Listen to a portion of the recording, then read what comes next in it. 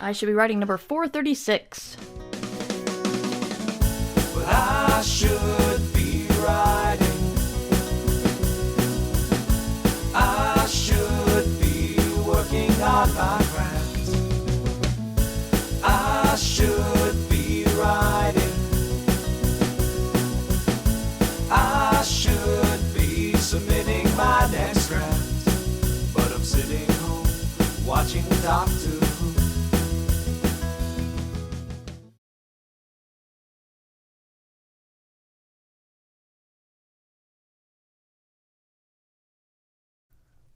Hi there, my name is Mert Lafferty, and this is I Should Be Writing. I'm so used to saying this properly that if I mess it up, or if I say it in the wrong order, I mess it up. Anyway, this is I Should Be Writing. I'm your host, Mer, and I'm trying to bang out a lot of work today before I leave tomorrow, and by the time you hear this, it will be tomorrow. So I don't have a whole lot more to report as for what I've written, how my progress is going. If you're doing the October challenge to stay even with NaNoWriMo, or rather to build up to NaNoWriMo, I really cannot talk this episode. I'm sorry. If you're joining us with the build up to NaNoWriMo, where you write a little bit more each day, so you're used to writing about 1,600 words a day, by the end of the month, your target quota for the day is 574.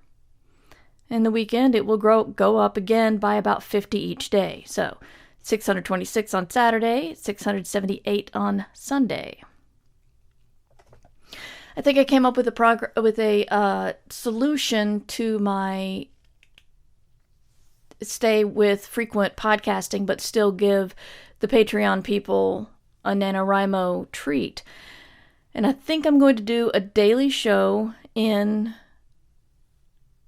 November, but on in the weekend, those will only be for Patreon supporters, and they're going to be a little bit longer. So everybody gets the Monday through Friday shows, but if you want the extra weekend shows, then need to support the Patreon, even at just $1 a month. $1, and you get like 8 more episodes. And that's patreon.com/mightymer. But that's NaNoWriMo, and that's in the future. And I wish I could tell you my theme, but I don't know it yet.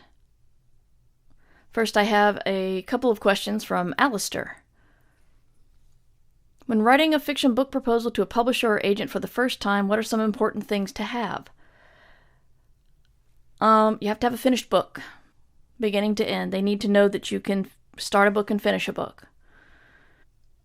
You need to follow their submission guidelines to the letter.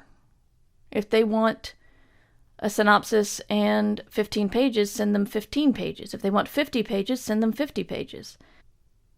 In the cover letter, you want to say who your main character is, what their status is, what big conflict will change their life in the first third of the book, and who's trying to stop them.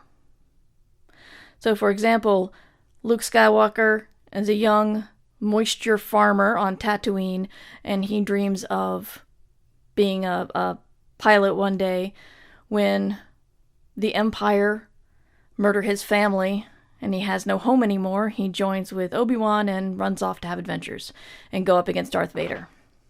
That's very rough, and I would probably spend a little time to mention who Darth Vader is, but that's it. You don't need to say, in this grand sandy planet of Tatooine, where there are many different kinds of aliens living alongside each other, but not peacefully because of scum and villainy, etc., etc. They don't want to hear that. They want to hear who the characters are and what they're up against. They don't want to know anything about you. I know that sounds harsh, but it's true. They don't want to know if you are a father of 15. They don't want to know if you are a store clerk. The only time personal information is important is if you're Dan Patterson, I guess. If you're like a lawyer writing lawyer thrillers or a doctor writing medical thrillers, that part is important.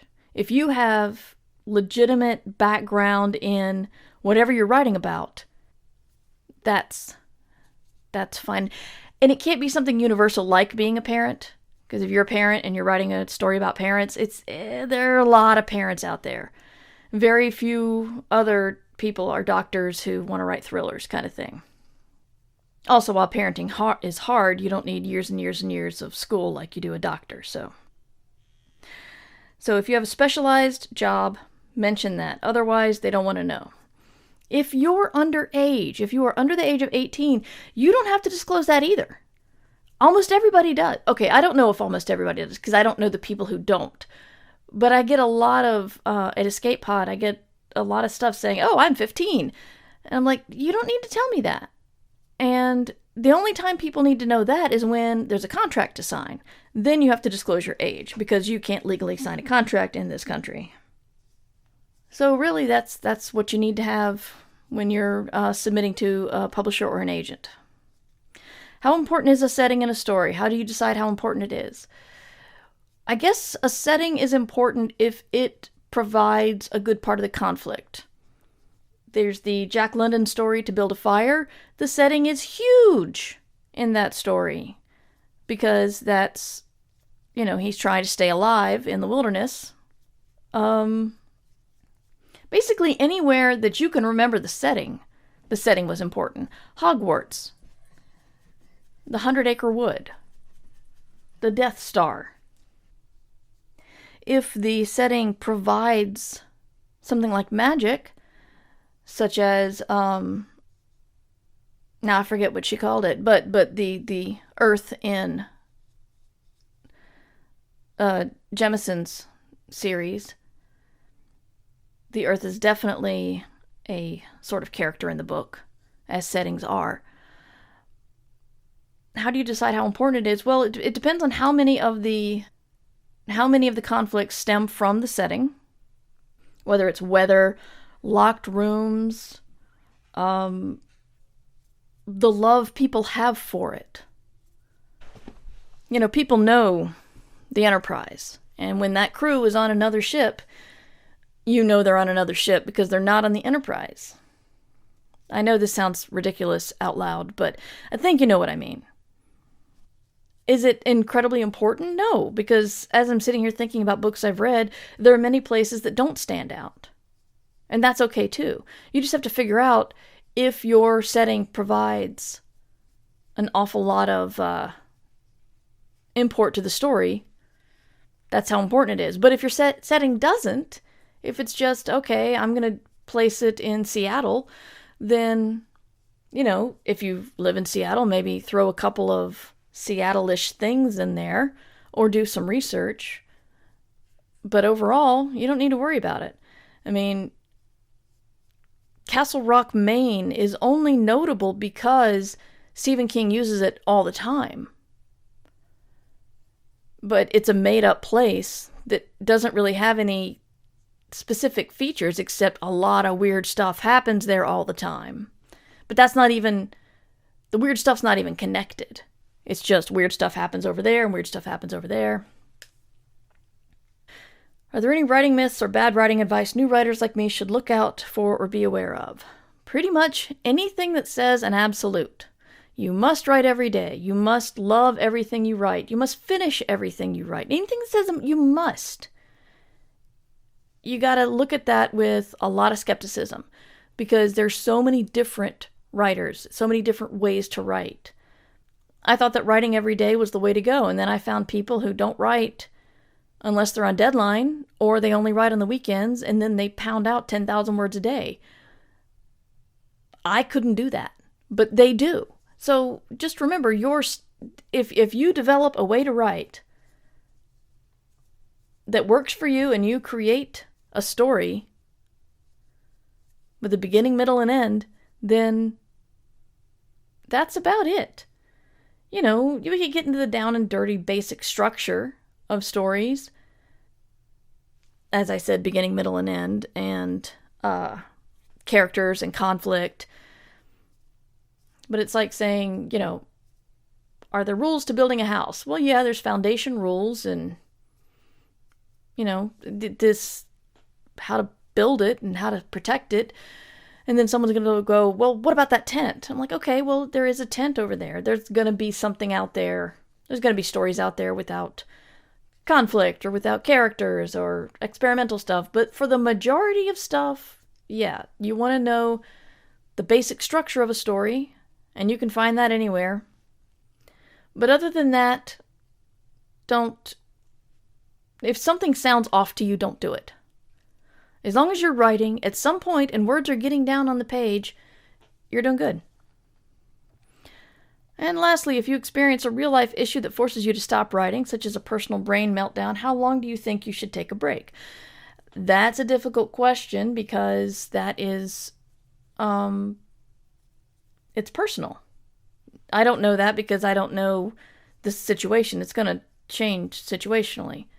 I've said before, whenever I get like a rejection or bad writing news, I usually give myself a day to feel sorry for myself, and then I get back to work.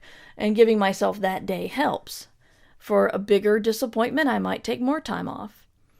One thing that's important is saying, I will give myself this many days, and then I get back to work, so that your brain knows that there's a deadline for this wallowing.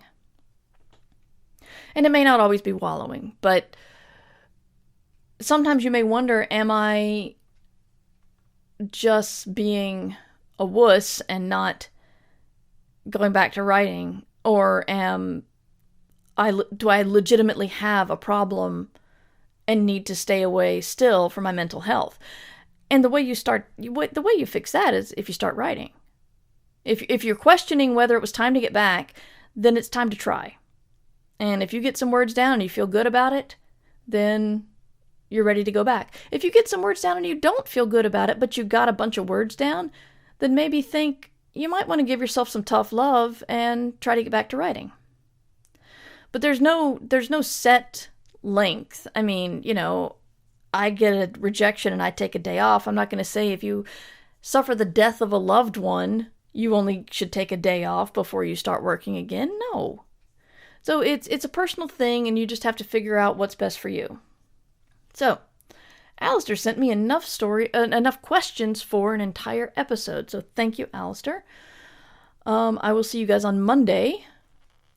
And this is I Should Be Writing, Murverse.com, MightyMur@gmail.com, and Twitter.com/MightyMur. And I will talk to you on Monday. Until then, you should be writing. Remember, you can support the show at patreon.com/MightyMur. I Should Be Writing theme music. Oh yeah, patreon.com/MightyMur to get all that extra NaNoWriMo content. Provided by John Anelio. You can find more about him at johnanelio.com. This podcast is distributed under a Creative Commons Attribution Share-alike license.